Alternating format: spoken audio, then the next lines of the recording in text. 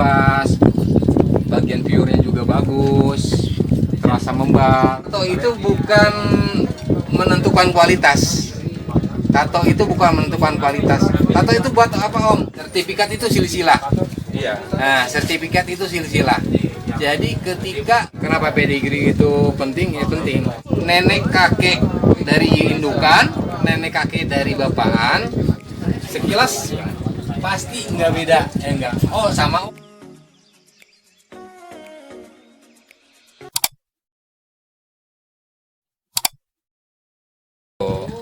Makanya kalau di show itu memang semua lini itu nilai dari bagian kuku, mata, dari bagian kuping, dari bagian kalau memang varian ini memang harus benar-benar semuanya hitam karena ini satu warna. Solid. Ya, solid. Jika kalau di antara bulu ini yang bulu hitam ini ada salah satu misalkan ya, bukan berarti uban, di sini ada yang namanya white spot atau blue spot. Di sini ada white spot atau blue spotnya di sini terlihat, itu di DQ atau di diskualifikasi. Ini kan beda warna gitu kan. Kalau ini kan lebih ke sistem molting ya. Nah, jadi kalau memang ini tuh terasa kita belum di sini ada bulu yang untuk rontok. Jadi untuk molting itu kan ada per bulu baby pure, baby purenya 4 bulan, terus 6 bulan, terus untuk setahun juga itu ada. Jadi ada bagian kelas-kelas yang buat molting. Gitu. Tapi kan untuk molting dianjurkan jangan ikut kontes atau kalau molting dianjurkan jangan ikut kontes untuk memaksimalkan penilaian. Kayak tadi yang saya bilang bagian topline itu nanjak dulu baru dia bagiannya ke bawah tapi terasa lebih smooth. Di bagian ininya juga, di bagian tadi hand quarternya juga dari sini melebarnya lebih melebar ke belakang tapi tidak meruncing. Itu makanya untuk di kelas hias itu ada bagian-bagiannya pet, broad dan show. Itu yang membedakan. kalau ini Masuk kategori show. nggak pakai marking nggak? Untuk bagian solid nggak pakai marking. Kalau ini biasanya kita itu varian satu warna itu ada namanya black otter,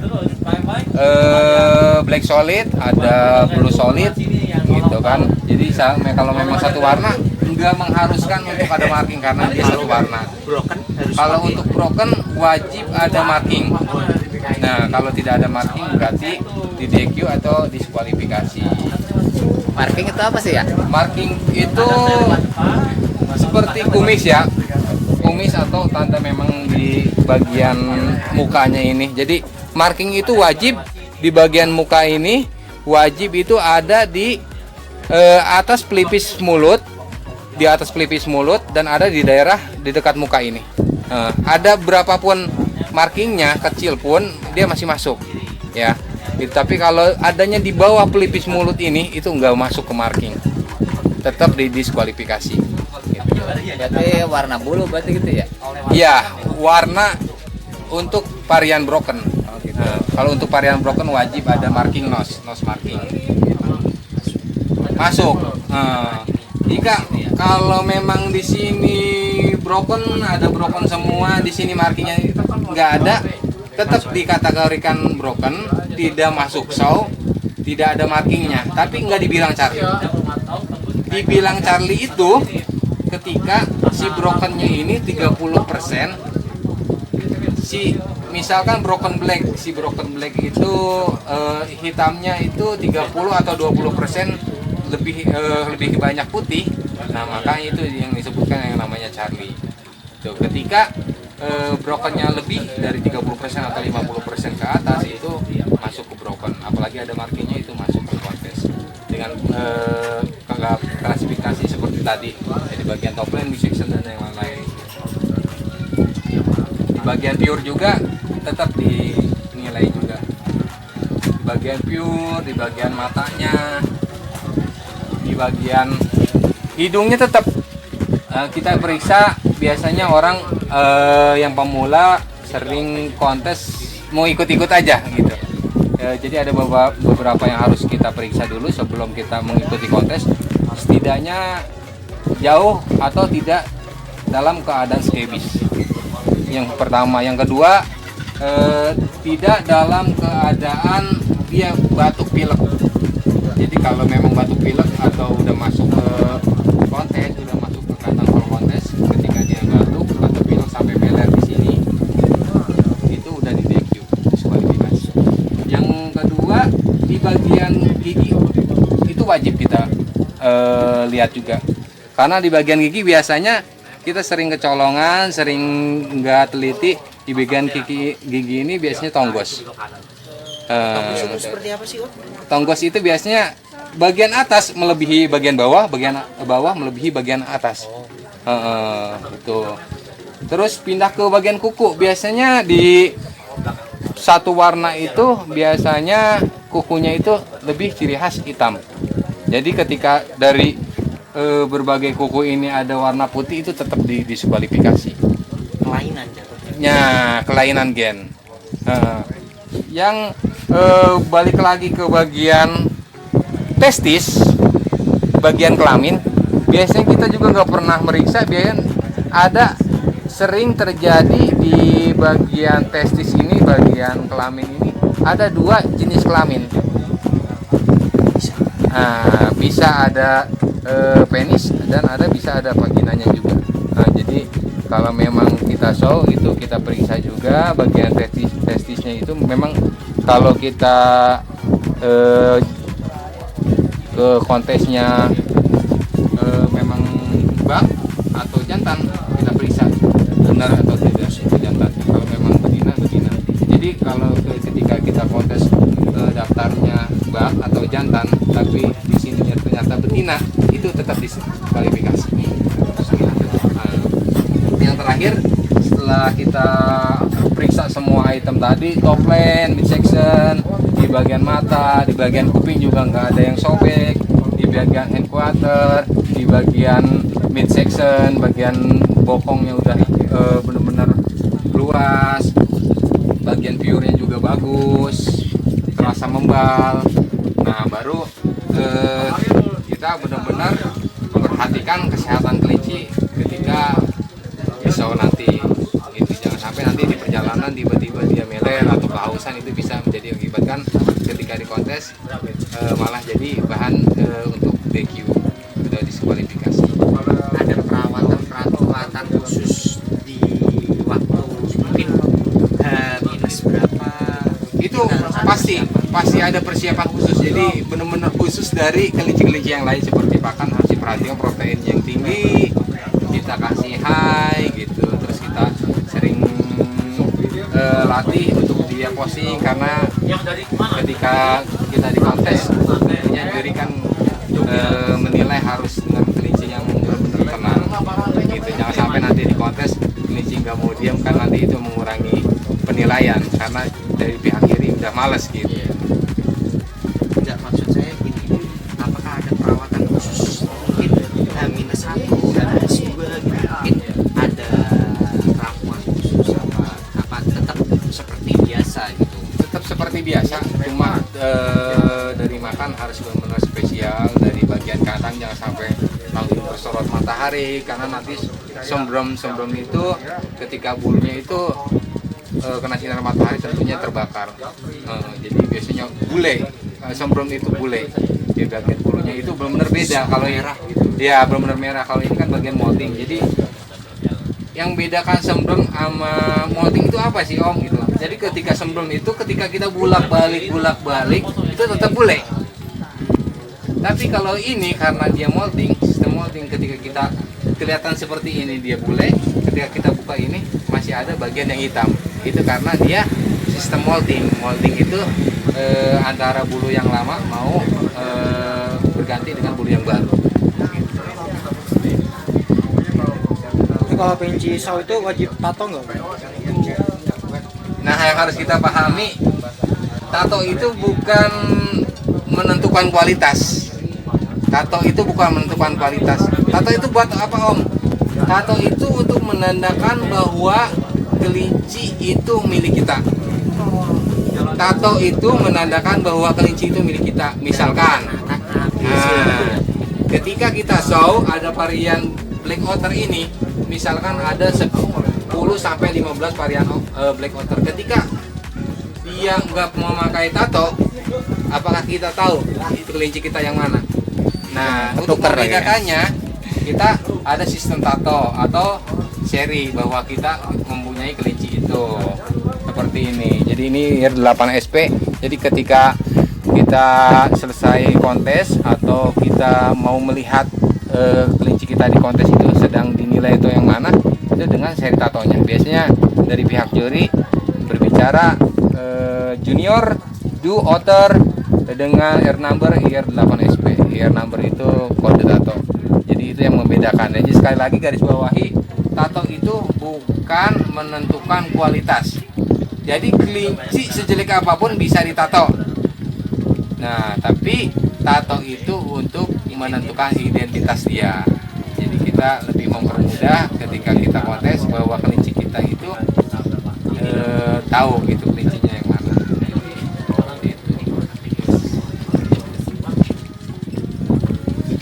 Tapi kalau kelinci yang udah ditato karena emang ada sertifikatnya gitu kayak Tidak ada sertifikat pun bisa ditato. Nah, seperti yang Om bilang tadi, sertifikat itu apa? Enggak. Jadi kembali lagi ke pengetahuan kita, sertifikat itu silsilah. iya. Nah, sertifikat itu silsilah.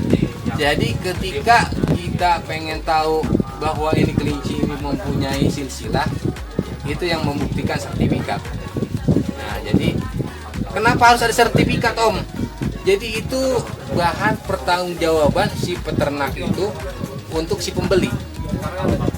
Ketika kita bilang, kata Pak Fajar bahwa kelinci ini dulunya indukannya dari Malang. Malang itu misalkan kita sebut aja Om A.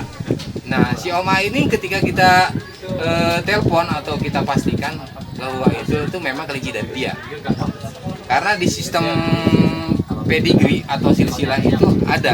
Jadi masing-masing dari hasil indukan ini ada anaknya ini, dari hasil anak ini ada indukan ini. Jadi kita tahu.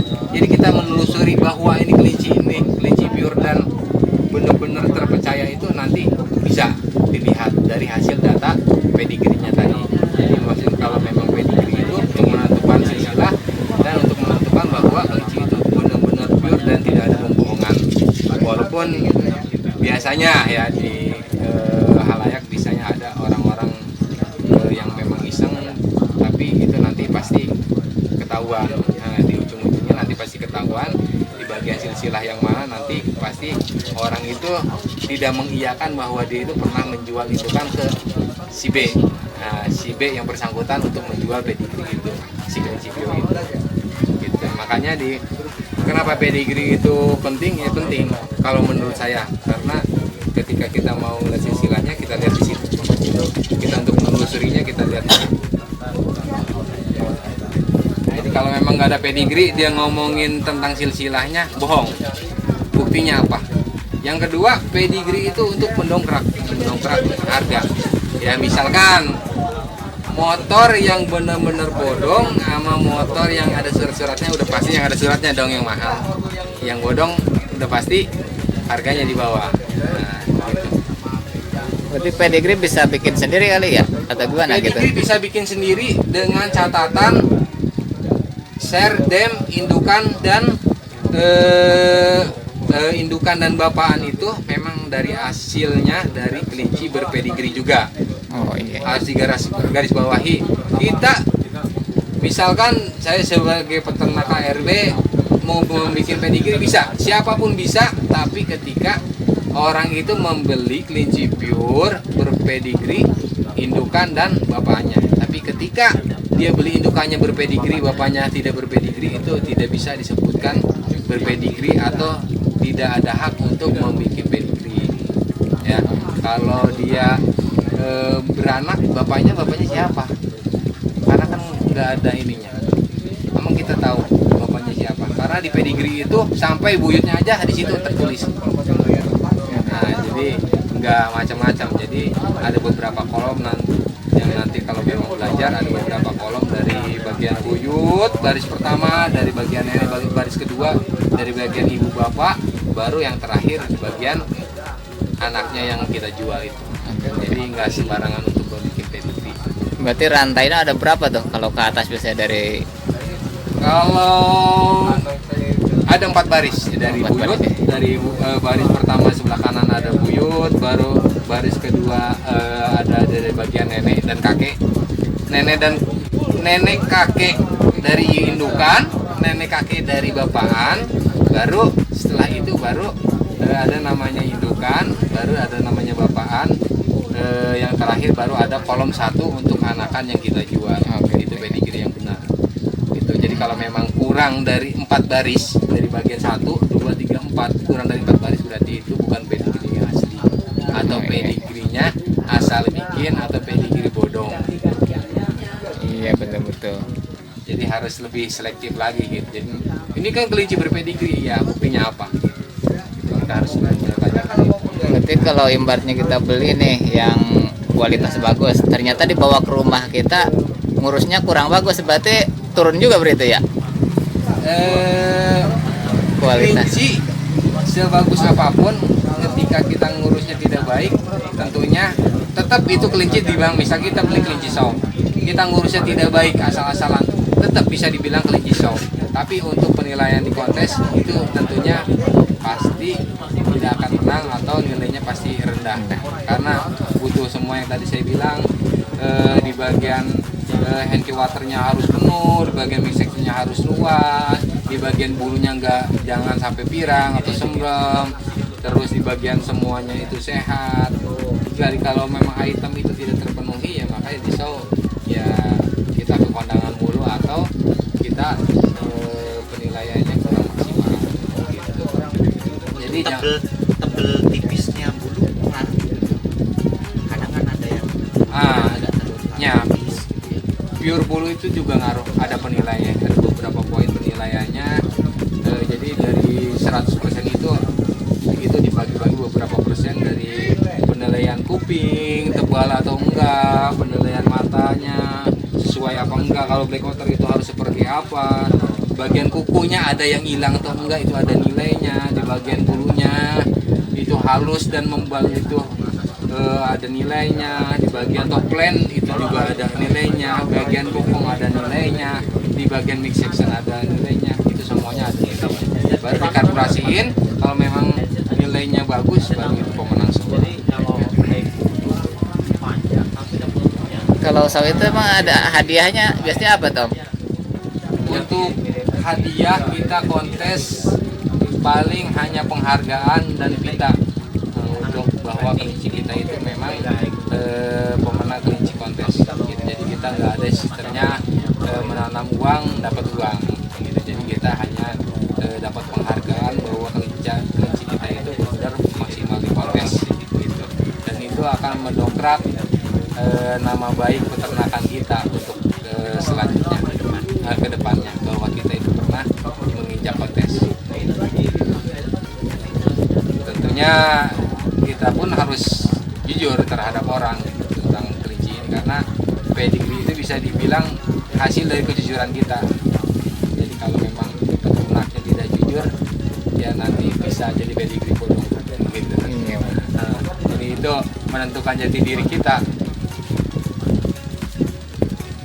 Ya, lumayan juga ya kalau bagi yang belum ke arah situ. Tapi setidaknya harus kita pahamin dulu, kita belajar dulu. Mungkin secara umum udah agak sedikit ngerti nih. Semoga ya kawan-kawan bisa memahami juga gitu, jangan sampai